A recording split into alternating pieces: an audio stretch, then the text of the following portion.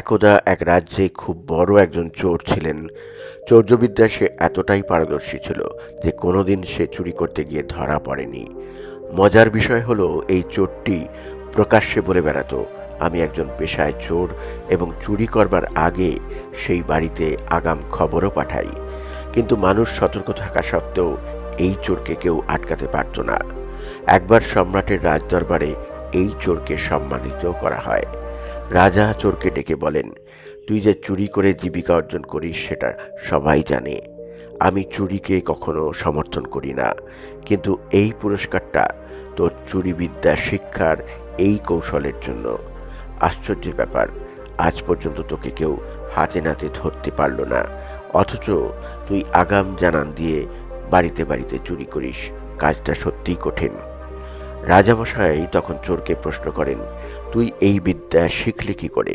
তখন চোরটি বলেন, মহারাজ, এ যাবৎ আমি প্রায় 200টা বাড়িতে চুরি করেছি, এবং প্রতি ক্ষেত্রেই আমার চুরি করার ধরন আলাদা আলাদা ছিল।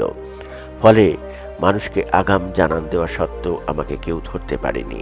এমনকি আমি কিভাবে চুরি করব আমার দলের লোকেরাও আগাম জানতে পারত না। একদম শেষ মুহূর্তে পরিস্থিতি অনুযায়ী চুরির কৌশল ঠিক করতাম। বহু বছর এইভাবে কেটে যাবার পর চোরটি বৃদ্ধ হয়ে পড়ে। একদিন বৃদ্ধ চোরটি শুয়ে আছেন। এমন সময় তার সন্তানটি এসে বলে, বাবা, আপনি তো বৃদ্ধ হয়েছেন, মৃত্যু আপনার দরজায় কড়া নাড়ছে। যে কোনো সময় আপনার মৃত্যু হতে পারে।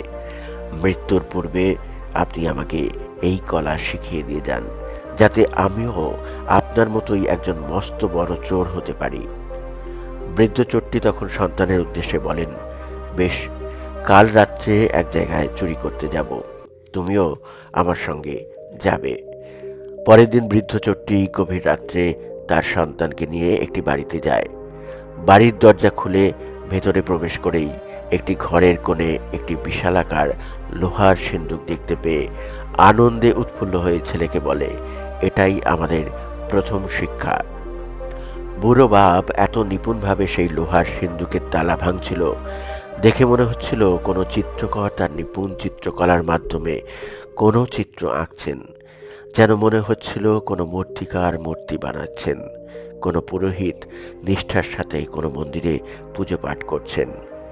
এই রকমই একাগ্রতা, এই রকমই তন্ময়তা ছিল তার মধ্যে।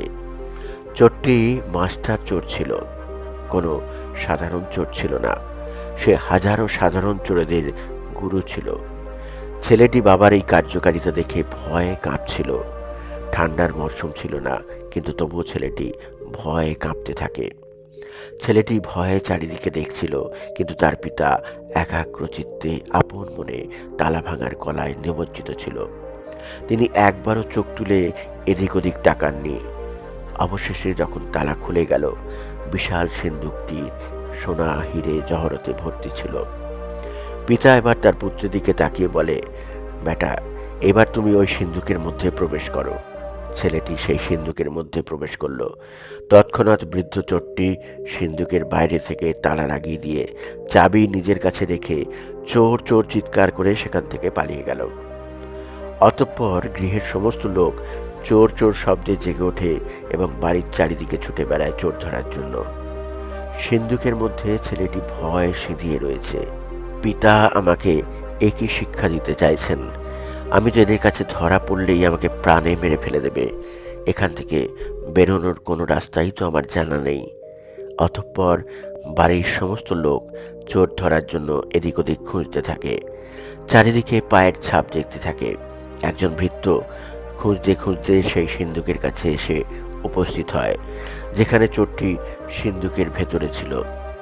ছেলেটি কিছুতেই ভেবে পাচ্ছিল না সে এখন কি করবে, কিভাবে সেই সিন্দুক থেকে বেরোবে। কোনো বুদ্ধি কাজে লাগছিল না তার। কিন্তু যখন কোনো বুদ্ধি কাজ করে না, তখন অন্তরাত্মার চেতনা জাগ্রত হয়।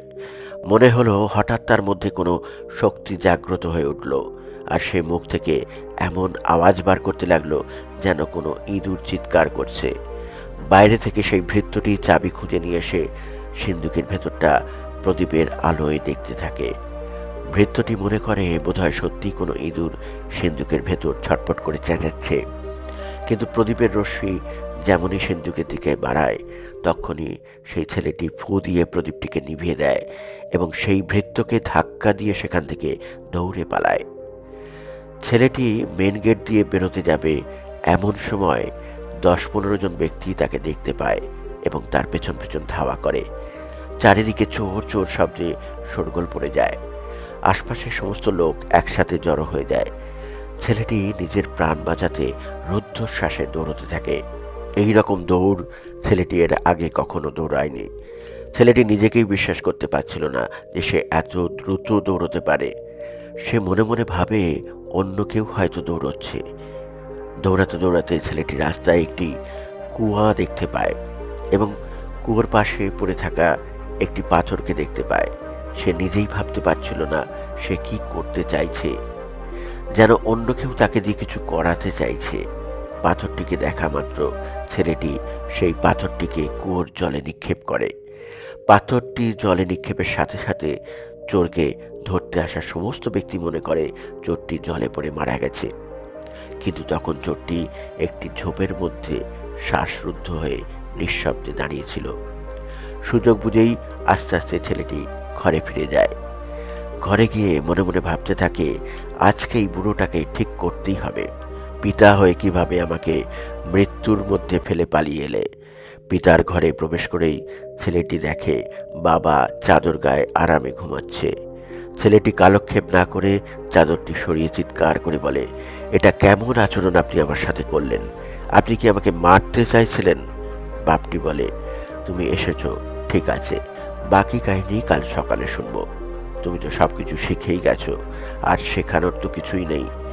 তখন ছেলেটি বলে, আরে কিছু তো বলো, আমার কথা তো শোনো, আমার সঙ্গে কি কি হয়েছে। কোনো রকমে রুদ্ধশ্বাসে দৌড়ে নিজের প্রাণ আমি বাঁচিয়েছি। এরপর পিতা মৃদু হেসে বলেন, ব্যাস, তুমি চুরিবিদ্যা শিখে ফেলেছ।